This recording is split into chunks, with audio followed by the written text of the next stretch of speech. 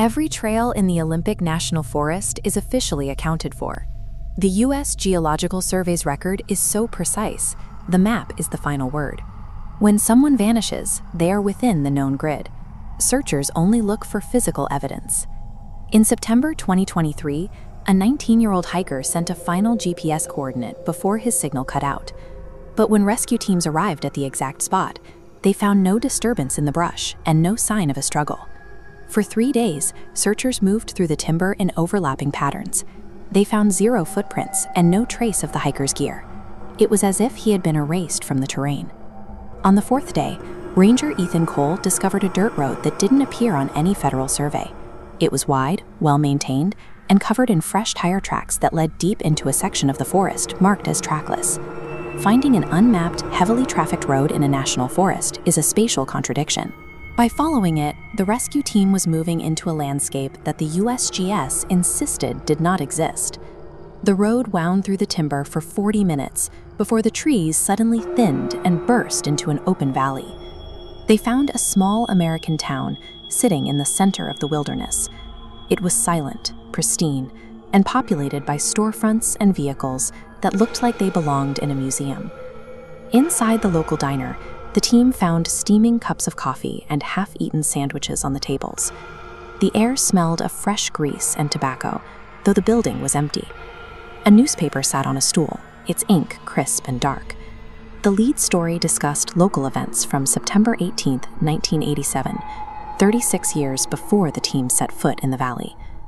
When the rescuers tried to radio out, they found their handheld units had gone dead. The digital displays on their GPS devices flickered and failed to find a single satellite lock. Even their analog tools failed. The magnetic needles on their compasses began spinning in a blur, unable to find north in a space that seemed to have severed its connection to the outside world. As the team walked the main street, they saw curtains move in upper-story windows. They felt the weight of 100 eyes on them, yet every door they knocked on remained locked and silent. The team was no longer just in the woods. They were inside a pocket of the past that had managed to maintain its physical form while the rest of the world moved on. They found the missing hiker standing motionless in the middle of the street. He was physically unharmed, but he didn't respond to his name or the sight of the uniforms. When Ranger Cole tried to lead him away, the hiker resisted. He stared at the town's church and whispered that the others were waiting for the siren. The rescue team looked at the clocks in the surrounding windows. The hands on the grandfather clocks, the wall units, and the wristwatches on the diner counter all pointed to the same moment, 4:13 p.m. At that exact minute, an old civil defense siren began blaring from a tower above the square. It was a mechanical, ear-piercing wail that shouldn't have been possible in a town with no electricity. In a synchronized motion, every front door on the street opened. Hundreds of residents stepped outside. They wore the fashions of 1987, but they stood with a rigid, unnatural stillness. They all turned their heads at once to look at the rescue team. The residents didn't shout or attack. They simply smiled. As the crowd began to move toward them in unison, the rescuers fled back toward the tree line.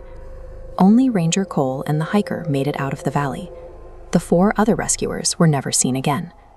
When federal agents returned to the forest the following morning, the dirt road was gone. There was no break in the brush and no sign that any vehicles had ever passed through the area. Aerial surveys and modern satellite passes showed nothing but a solid blanket of green. The valley was gone, replaced by the same undisturbed forest that had been there for a century. 6 months later, the recovered hiker finally broke his silence during a psychiatric interview. He offered no explanation for where he had been, only a warning.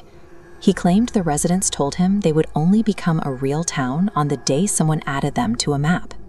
This suggests the town is a form of predatory geography, a spatial anomaly that requires human validation to exist.